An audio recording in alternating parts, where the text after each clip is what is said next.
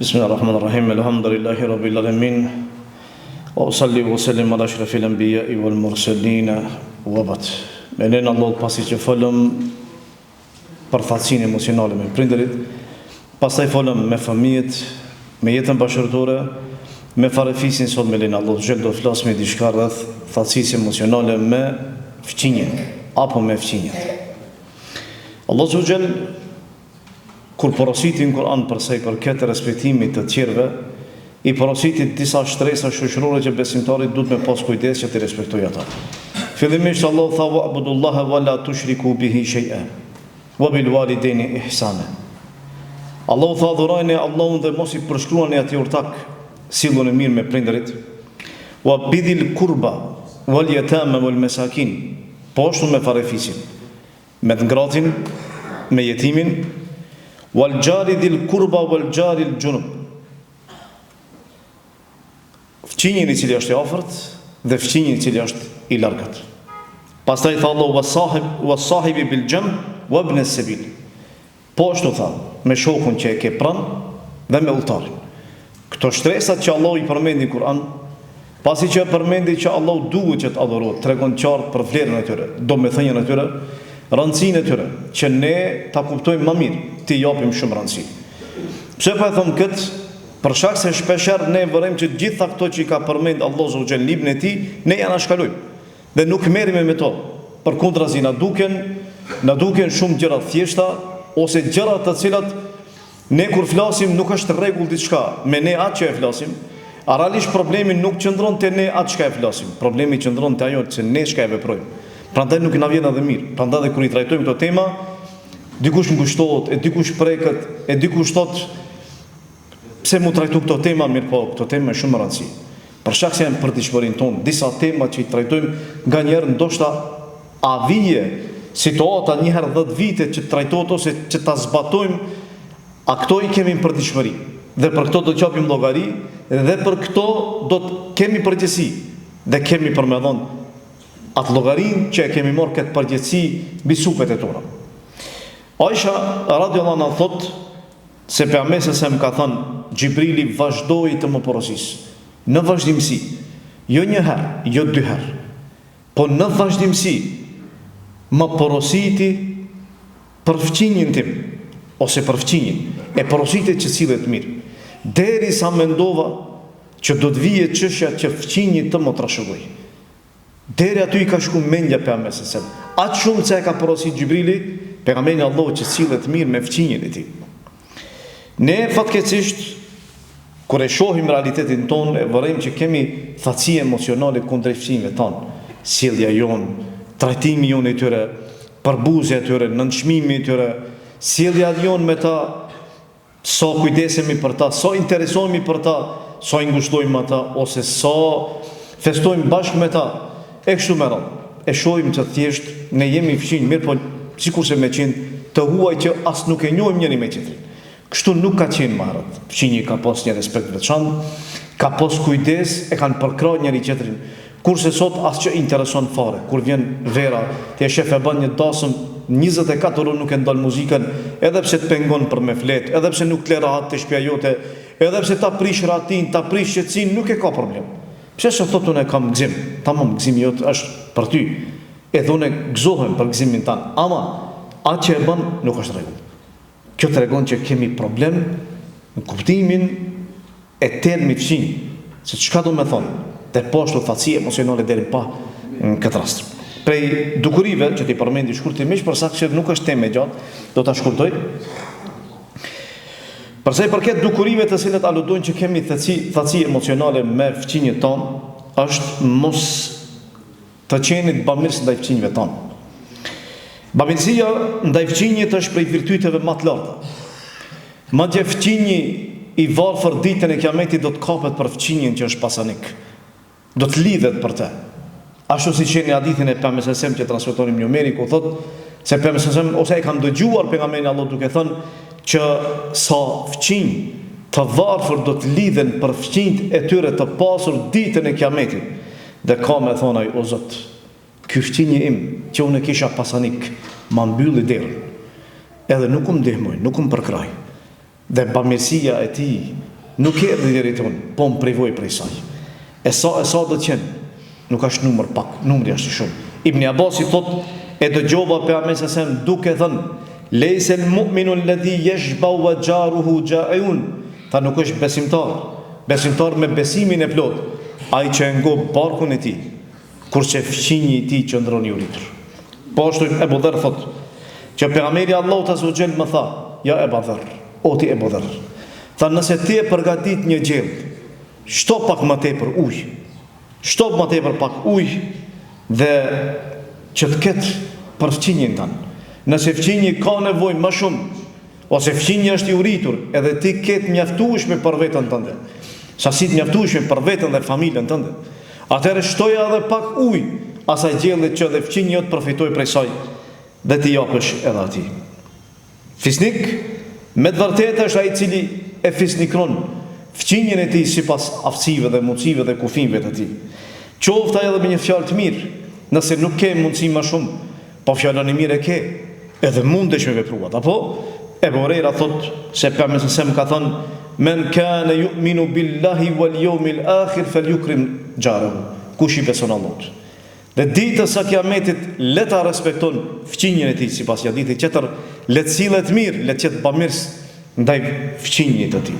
Do thotë që bamirësia prej neve kërkohet, nuk kërkohet armiqësia, dhe nuk kërkohet urrëqja, dhe nuk kërkohet lëndimi, dëmtimi i tij, po kërkohet respekti, fisnikëria edhe bujaria. Po ashtu, prej dukurive tjera është lëndimi i fqinjit. Ka prej njerëzve të cilët fatkeqësisht nuk i interesojnë fare drejtat e fqinjit të tij, e lëndon me tallje, e lëndon në fëmijët e tij, e lëndon në nderin e tij, i aprek madje edhe nderin e tij. Mundohet në çdo lloj forme që të spionon, të lumton, të interesohet për gjëra të cilat atij fare as i interesojnë. Në këtë formë ai mundohet që ta lëndojë fqinjin e tij, edhe ta armiqsojë atë. Po ashtu i bën problem në fqinjësinë e tij, në murin e tij, i bën problem në shtëpinë e tij, pa hak, pa drejt, shumë forma tjera.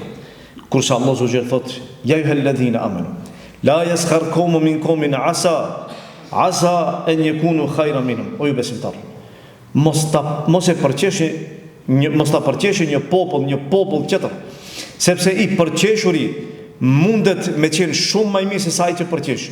Wala nisa'un min nisa'in asa an yakuna khayran minhun. Edhe gratë me gratë të tjera, sepse të përqeshurat kanë mundësi me qenë shumë më të mira se sa ato që i përqeshin ato gratë.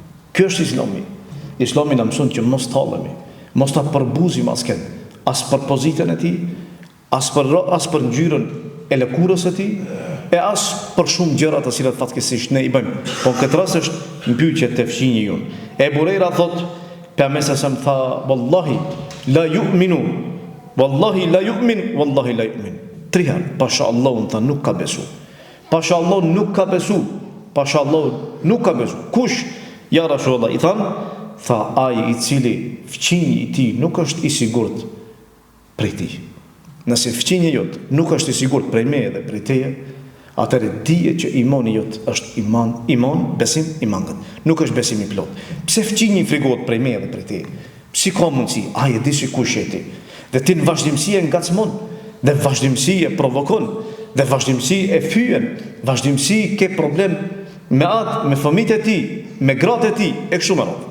Ai e di, e nëse ai nuk e ndjen veten e tij sigurt prej teje, atëherë dije që te ti është problemi. Dhe atëherë ende nuk e ka arrit imanin e plot për shkak se kishe qenë fqinjë mirë, komshi mirë, atëherë padyshim që fqinji jot nuk kishte për me pasën atë frikë që e ka. Me një ditë tjetër Ebu Hurajra tha, men kana yu'minu billahi wal yawmil akhir fala yu'dhi jarahu. Ai cili beson Allahu dhe ditës së Kiametit, mos ta lëndojë fqinjin e tij. Mos ta prek atë, mos ta lëndojë atë. Ka argumente të shumta. Mirë po valla, ka kush i dëgjon? A ka vallë kush i zbaton? Unë thash në shpeshher i themi, po herë kemi problem zbatim, e herë kemi problem me dëgjim, sepse këto tema janë tema që nuk duam të i dëgjojmë. Rallë herë duhet që për me folë për shkak se ti nuk vjen mirë, e kur nuk vjen mirë, atëherë çka bën? Çohesh më një herë. Pse se e di problemin, defektin që e ke, edhe nuk je në gjendje për me dëgju, për me ndryshu vetveten tënde se nefsin e ke problem, se lufta me nefsin është e rëndë, E për me luftu, për me arrit një gjë që është përmend, duhesh pa tjetër mi dhon mund. Mirë po, ti çka bën? Ti pajtohesh me realitetin që e ke, edhe ashtu vazhdon. Po, ama kush e pagun në fund atë llogari që ti e ke tubu e ke grumbullu? Ti, familja jote. Problemi sot që i kemi, edhe thatësi emocionale që i kemi kundër qerëve, kush i vuan? I vuajmë ne, i vuan shoqëria jonë. Përsa i përket shkaqeve tyre të xhenet është kujdesi për fare, kujdesi për qinjin, kurse lëndimi i qinjit është një prej shkaqeve që çon xhenemin Allahu xhel. E Burejra i than pamesa se mi treguan për një grua. I than një Rasulullah është një grua e cila punon, vepron natën fal namaz, natën ditën agjeron. Qëllimi ishte nafile. Por shke asaj që ajo i ka kryer obligimet e saj që i ka, natën ka fal namaz, natën ditën ka agjeru. Ka bë punë të mira dhe ka dhënë sadaka. Tash paramendoj se sa vepra të mira ka bë. Mirë, po ku e ka pas defektin? I kanë thonë ja Rasulullah e lëndon fqinjen e saj. Pejgamberi Allahu tha ajo është në xhenem. Paramendoj sa vepra të mëdha që as ne nuk i kemi dhe as ne nuk i veprojmë. Megjithatë tha ajo është në xhenem. E i treguan për një grua tjetër, i thanë ja Rasulullah, kjo grua tjetër nuk ka diçka shumë.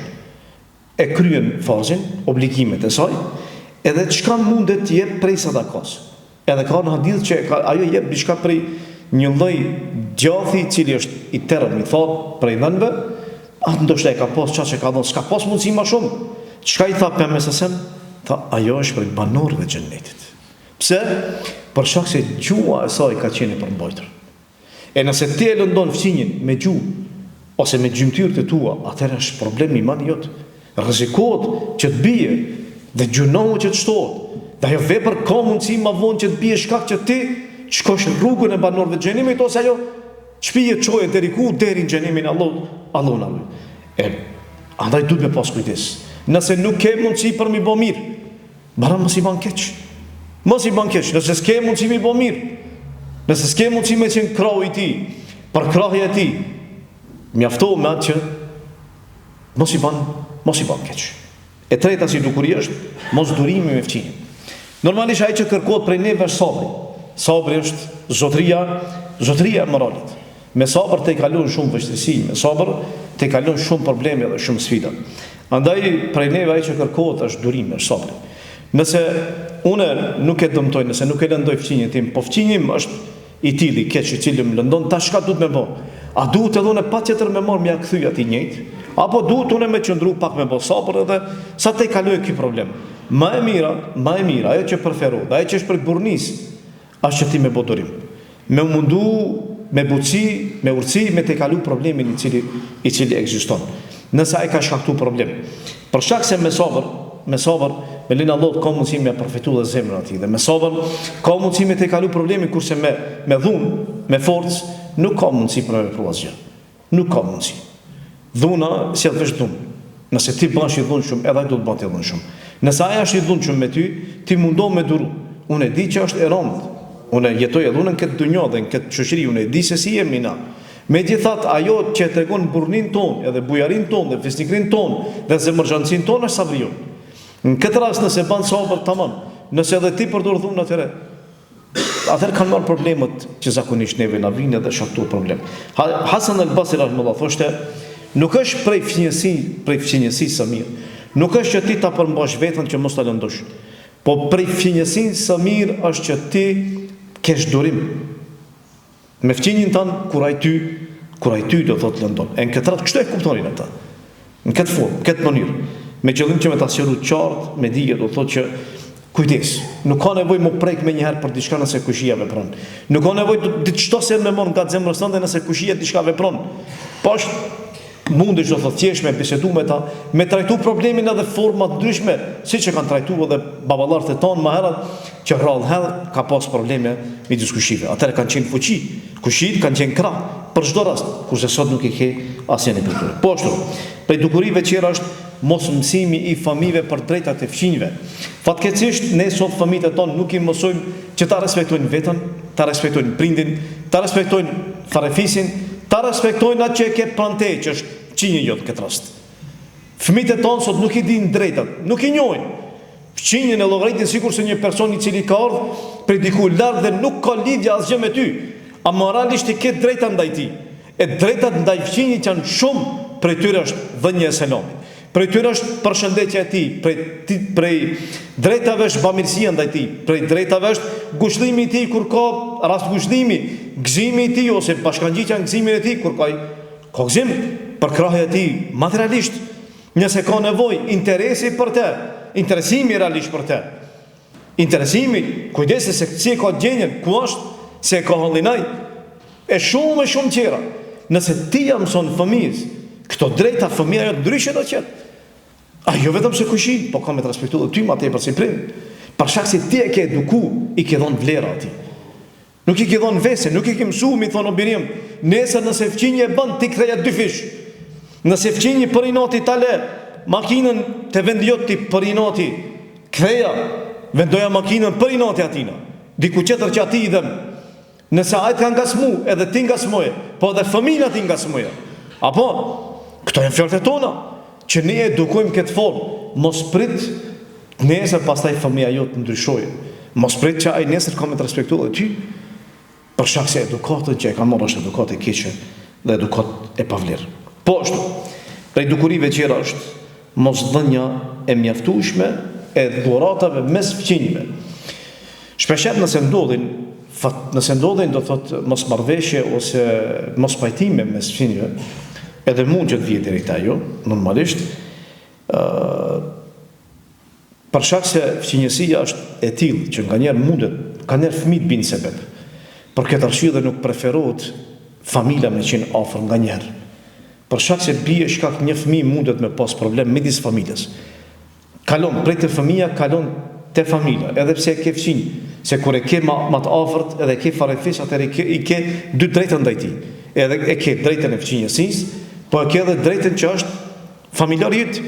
E kanë rase shumë probleme tilla fëmijëve ose grave, ose budallakive të burrave, edhe pastaj janë prishë edhe familjet. E nëse ka rase tilla, atëherë duhet që të veprohet diçka. Po Ibn Abdul Barr i tha një burr Said ibn al-Asit, tha pashallah, tha ndu, e çfarë i tha ky njeri? Tha po si mos më ndosht, për shkak se unë as nuk jam fëmijë yt, e as nuk jam djali i miqës tan. Do të thotë ja bëri qartë me dije se me pasqyrë në fëmijën yt nuk kishe për me ndosht. Me pasqyrë familjar yt nuk kishe për me ndosht. Pse? Për shkak se shpesh ndodhin zënka. Edhe këto zënka më vonë kanë edhe pasojë të rënda, e thuhet se hasedi, zilia është te fëmijët mes vete, kurse armiqësia është akrabat. Pse armiqësia është akrabat? Për shkak se e urrej njëri tjetrin shkaku i shumë të mirëve që Allah ja ka dhënë atij, ose fëmijë për shkak se ai është shumë afër te. Dhe ai e shef çdo gjë që hyt dhe del prej te ti, dhe e di mirë se çfarë ke, prandaj edhe ka haset. Kulmi i zilis, ku shkon? Kulmi i zilis, zemrimit, ku është? Te vrasja. Kurse kulmi i epshit është te zinaja. Ku çon zemrimi yt, hasedi yt, ku çon? Te vrasja. Kurse epshi yt ku çon? Çon deri ku? Deri te zinaja. Këto janë ato pasojë që ne sot i përjetojmë. Kësi raste preferohet që zemrat bashkohet. E më e mira se sa me dhon dhurat, njëri tjetrit nuk ka për mos zbut zemrat dhe më bashku shpirtat, prandaj pejgamberi sa më tha, tahabu, ta dhuroni dhurata njëri me tjetrin që duheni, nanat e tona përpara. E keni vërejt kur shkonte, kur ja çonte dikush një prej fëmijëve të saj, kur i çonte diçka, e merrte një sen që e ka në shpinën e saj, një vojë, vezë apo. E merte dhe shkote, ja jepte, ja çonte tonë të fëmijës saj, shkot çoja fëmijës, pse se e ka ditë çka është respekti. Këtë formë kanë shtuar dashurinë mes tyre. Dhe e kanë respektuar këtë formë, e kanë nderuar, e kanë fisnikruar fëmijën e saj. Aisha thot, e pyeta pse më thash, "Jershallah, i kam 2 fëmijë. Cilës ti japun në dhurat, nëse më jepet diçka për dhuratave dhe kam tepër, tha pejgamberi jepja asaj ose atij fëmijë që është më afër. Ai që është më afër është më meritor. Për shkak se është më afër. Pse thonë unë më?